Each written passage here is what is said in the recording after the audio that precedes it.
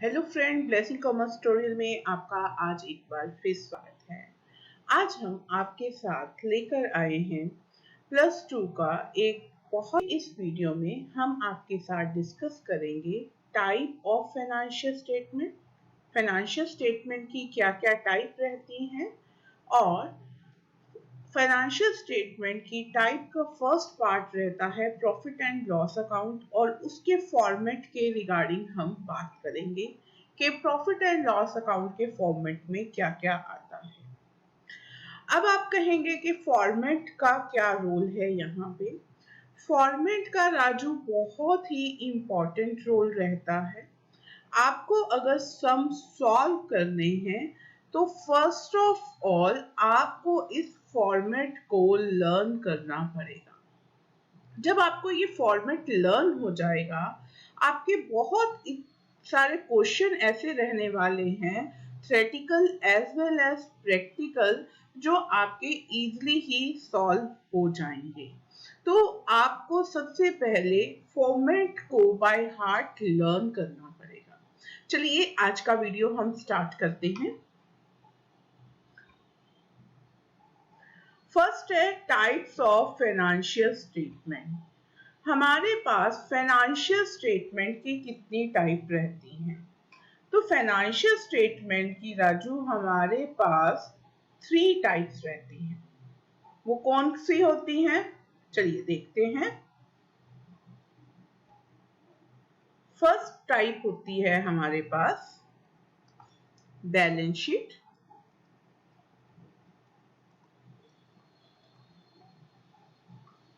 Second type है मेरे पास profit and loss account and third type जो हमारे पास रहती है वो रहती है, थर्ड टाइप मेरे पास रहती है नोट्स टू अकाउंट।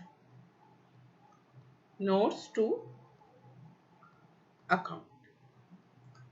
डन। अब हम वन बाय वन इसके बारे में डिस्कस करते हैं। हमारी फर्स्ट टाइप कौन सी है राजू? Balance sheet. तो जो हमारे पास बैलेंस शीट रहती है ये क्या होती है? बैलेंस शीट आपने प्लस वन में अच्छी तरीके से करी हुई है कि ये हमारी फाइनेंशियल पोजीशन को शो करती है। फाइनेंशियल पोजीशन को ये डिपिक्ट करती है आपकी। ईयर एंड पे ये बनाई जाती है। ये सब प्लस वन की बातें हैं जी आपकी, है ना। ईयर एंड में ये प्रिपेयर की जाती है। राजू इसका जो एक और नाम हमने दिया है, इसको पोजीशन स्टेटमेंट भी बोला जाता है। बैलेंस शीट को एक और नाम से जाना जाता है। वो क्या होता है? उसका क्या मतलब होता है? पोजीशन स्टेटमेंट या बैलेंस शीट बोला जाता है, या फिर हम वर्ड यूज करते हैं पोजीशन स्टेटमेंट। ठीक है जी। तो पोजीशन स्टेटमेंट क्यों बोला जाता है? क्योंकि ये financial position of the concern को शो करती है। ईयर एंड पे कंपनी के पास कितनी एसेट्स हैं या फिर लायबिलिटीज हैं, वो हम कहां से पता करते हैं राजू? बैलेंस शीट से पता करते हैं। That's why it is also known as position statement. Second financial statement मेरे पास आती है प्रॉफिट एंड लॉस अकाउंट। ये क्यों बनाया जाता है? ये भी कब बनाया जाता है राजे? ईयर एंड पे बनाया जाता है। और इसका जो सोल मोटिव होता है वो होता है net profit during the year find out करना। ठीक है जी। और एक इसका अनदर जो नेम है, वो इसका अनदर नेम क्या है राजे? Income statement. इसको क्या भी बोलते हो आप? इनकम स्टेटमेंट भी बोला जाता है। ये ईयर एंड पे नेट प्रॉफिट को फाइंड आउट करने के लिए बनती है। अब एक ये नया पॉइंट क्या आ गया जी? नोट्स टू अकाउंट क्या होता है? हमने प्लस वन में बैलेंस शीट भी पढ़ी हुई है, प्रॉफिट एंड लॉस अकाउंट भी पढ़ा हुआ है। ये नोट्स टू अकाउंट क्या है राजू? जो आपने ये बैलेंस शीट और प्रॉफिट एंड लॉस अकाउंट आपने रीड आउट कर रखा है, +1 में उसमें हम कोई स्पेसिफिक फॉर्मेट यूज नहीं करते थे, सिंपल टी फॉर्म में आप बना देते होते थे और आपको फॉर्मेट के लिए कोई भी स्पेसिफिकेशन नहीं देनी पड़ती थी। बट राइट नाउ +2 में हमें एक फॉर्मेट को फॉलो करना है। उस जब भी बैलेंस शीट पे सम आएगा या प्रॉफिट एंड लॉस अकाउंट पे होएगा, हमें सबसे पहले वो फॉर्मेट को ड्रॉ करना होगा और उसके बाद आपको क्या करनी होगी, फिलिंग करनी होगी आइटम्स की। ठीक है, तो ये एंटायरली चेंज है, +1 जैसे नहीं रहने वाला, कैलकुलेशन लिटिल बिट वही रहेंगी, लेकिन फॉर्मेट ये एंटायरली चेंज है, एक नया टॉपिक है आप लोगों के लिए। अब मैं बात कर रही थी थर्ड, नोट्स टू अकाउंट। ये क्या रहता है notes to account? Notes to account क्या होता है बच्चे? बैलेंस शीट और जब आप प्रॉफिट एंड लॉस अकाउंट का फॉर्मेट करोगे तो आप देखोगे कि उसके बीच में आपकी काफी बस एक दिया होगा रेवेन्यू फ्रॉम ऑपरेशन, है ना, या आपके एक्सपेंसेस, लेकिन उसकी जो प्लस माइनस जितनी भी कैलकुलेशन होंगी वो आप नोट्स टू अकाउंट में करोगे। ये जस्ट लाइक क्या होते हैं, आपके वर्किंग नोट्स होते हैं और इनके मार्क्स भी आपको मिलते हैं, तो ये बनाकर आने भी बहुत जरूरी है। एक और बहुत इंपॉर्टेंट पॉइंट, क्योंकि हम +2 के लिए प्रिपरेशन कर रहे हैं, +2 में बहुत सारे 1 मार्कर आपके पास क्या आते हैं, क्वेश्चन आंसर आते हैं, तो उसके लिए मेरे को तैयारी करवानी है। तो उसके लिए क्वेश्चन आप जो है वो नोट डाउन करिए कि ये कौन से फॉर्मेट में, कौन से शेड्यूल में ये जो हमारे फाइनल स्टेटमेंट्स होती हैं वो बनती हैं। राजू, ये जो फाइनेंशियल स्टेटमेंट होती हैं ये आपके पास शेड्यूल कौन सा रहता है? 6 ऑफ कंपनीज एक्ट 1956 के अंडर बनती हैं। Every company is required to prepare financial statement at the end of the year under Schedule 6 of Companies Act 1956। ये जो Schedule 6 है इसमें आपको फॉर्मेट गिवन है प्रॉफिट एंड लॉस अकाउंट का, बैलेंस शीट का और नोट्स टू अकाउंट का। आपको वही ही क्या करना पड़ता है, फॉलो करना पड़ता है। ठीक है जी, तो आज हम अपनी इस वीडियो में हमने क्या करा है, डिस्कस करा है। ये तो हमने सारे डिस्कस कर लिए हैं कि आपके पास टाइप्स ऑफ फाइनेंशियल स्टेटमेंट क्या है। अब हमारा सेकंड जो आज हमने पार्ट डिस्कस करना है that is format of profit and loss account. ठीक है जी, उसके बारे में हम बात करेंगे, format of profit and loss account. ये आपके पास format of profit and loss account है राजे।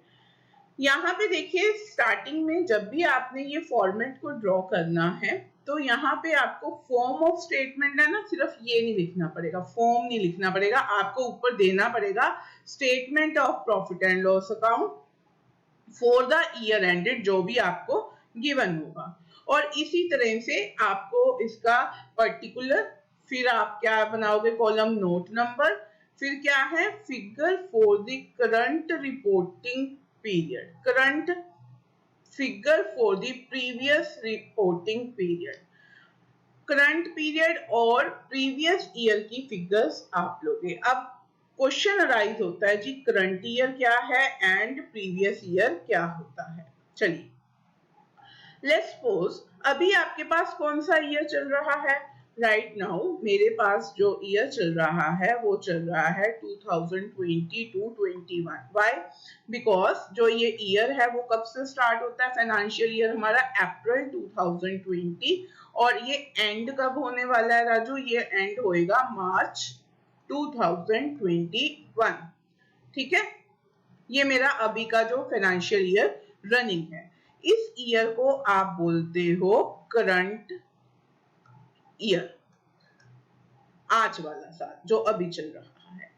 अब प्रीवियस ईयर कब होएगा, प्रीवियस ईयर आपका इसके पीछे वाला ईयर होगा, वो क्या होगा आपके पास, अप्रैल, हाँ जी बताइए, मार्च, मार्च क्या होगा 20 और अप्रैल भी क्या होगा बताइए 90। तो अगर इस साल 20 और 21 चल रहा है तो पिछला ईयर मेरे पास क्या होएगा 19 एंड 20। तो जो भी क्वेश्चन में आपको ईयर दिया जाएगा वो करंट ईयर होएगा, उसका जो पीछे वाला ईयर होएगा वो प्रीवियस ईयर होएगा।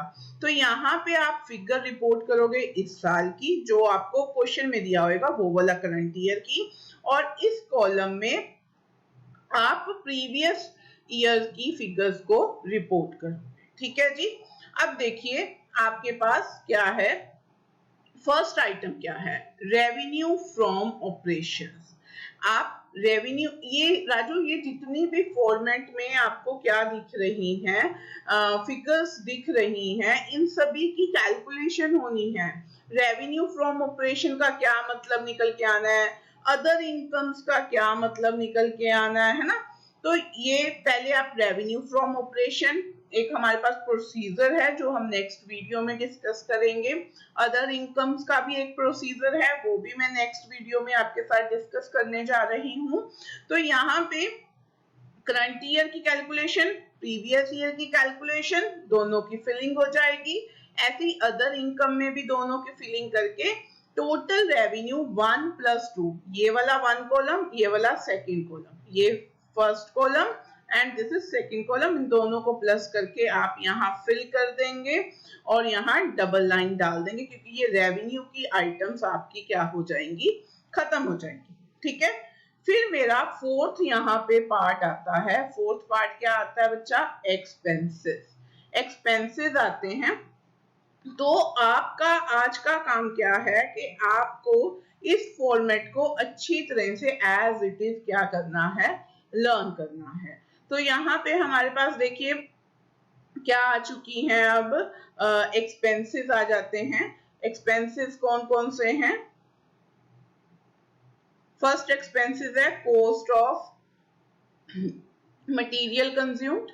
सेकंड हमारे पास एक्सपेंसेस आ रहा है purchase of stock in trade, जो आपका स्टॉक इन ट्रेड में पड़ा है, परचेजेस पड़ी हैं। Change in inventory of finish goods, finish goods की अगर इन्वेंट्री चेंज हुई है वो बताएंगे। सॉरी, वर्क इन प्रोग्रेस, ये आपको +1 में बताया गया फिनिश गुड्स क्या होता है, वर्क इन प्रोग्रेस क्या होता है, एंड स्टॉक इन ट्रेड। फिर क्या बताए गए हैं, एम्प्लॉय बेनिफिट एक्सपेंसेस, जो एम्प्लॉय के बेनिफिट के लिए है, finance cost, depreciation and amortisation expenses, other expenses, total फिर ये सारे एक्सपेंसेस को आप क्या कर दोगे, टोटल कर दोगे। बच्चा ये जितने भी एक्सपेंसेस आपको 1 2 3 4 5 6 7 8 एक्सपेंसेस दे रखे हैं, इनको हमें एक एक करके डिस्कस करना है कि किसका मतलब कैसे होता है और इसकी कैलकुलेशन कैसे रहेगी। तो वो हम डिस्कस आने वाली वीडियोस में करेंगे। अब आपने इन सारे टोटल एक्सपेंसेस को प्लस कर देना है। तो आप यहाँ पे देखिए कि 3 तक हमारे पास हमने क्या करी थी, रेवेन्यू डिस्कस करी थी। रेवेन्यू मीन्स क्या होता है, इनकम होता है आपके पास। तो पहले आपके पास क्या करी है, हमने इनकम डिस्कस करी है ना। यहाँ देखिए revenue from operation, other income, total revenue, ये 3 तक। मैं इसमें इमेजिनरी फिगर्स आपको जस्ट एक फिलिंग करके दिखा रही हूँ। लाइक यहाँ पे अगर मैं 10 फिल कर देती हूँ, है ना, और यहाँ पे आपके पास अदर इनकम कितनी आ गई, 5 आ गई, और ये 15 बन गया। और ऐसे ही आपके सारे आपने एक्सपेंसेस फिल करके जब उसका टोटल करा, तो वो जो टोटल आपने करा है एक्सपेंसेस का, वो करके लेस पोज कितना आपके पास आता है यहाँ पे राजू, एक्सपेंसेस में आता है 10। ठीक है। तो रेवेन्यू मेरी ऊपर कितनी आई थी, 15, और ये 10, इन दोनों को मैं माइनस कर दूंगी। ये थर्ड कॉलम में मेरी रेवेन्यू आई थी 15 और फोर्थ कॉलम में 10 मेरे पास एक्सपेंसेस आए थे, 15 - 10। फिफ्थ कॉलम आ जाएगा, कितने रुपीज आ जाएंगे, ये 5 रुपीज आ जाएंगे। लेस टैक्स, टैक्स आपको क्वेश्चन में बताया जाएगा, 2 रुपीज होंगे लेस पोज। प्रॉफिट और लॉस फॉर द ईयर, 5 को 2 में से लेस करोगे तो 3 is your profit for the year. ठीक है जी, ये मैंने सिर्फ करंट ईयर का फिल करा है। इसी सेम वे में हम प्रीवियस ईयर का, लेट्स सपोज मेरी रेवेन्यू पिछले साल थी 10 रुपी, एक्सपेंसेस मेरे थे 5 रुपी, तो यहाँ पे मेरा कितना आ जाएगा, प्रॉफिट बिफोर टैक्स कितना आ जाएगा 5, और आपके पास 3 रुपीज का टैक्स था और 2 रुपी आपके पास क्या आ गया, प्रॉफिट और लॉस फॉर द पीरियड। ठीक है, तो ये आपका ऐसे कंपैरिजन भी होने लग जाता है। ठीक है, तो ये मेरे पास फॉर्मेट है। आपको सबसे पहले ये फॉर्मेट को बाय हार्ट जो है वो लर्न करना है। आने वाली वीडियोस में मैं इन सारे जितने भी हेड्स हैं उनकी हम कैलकुलेशन जो है वो डिस्कस करने जा रहे हैं। होप करते हैं आपको हमारा वीडियो पसंद आया होगा। पसंद आया होगा तो लाइक और शेयर करना मत भूलिए, और अगर नए हैं तो हमारे चैनल को सब्सक्राइब कर लीजिए। बेल आइकन को दबाना मत भूलिए for new notification. Thank you.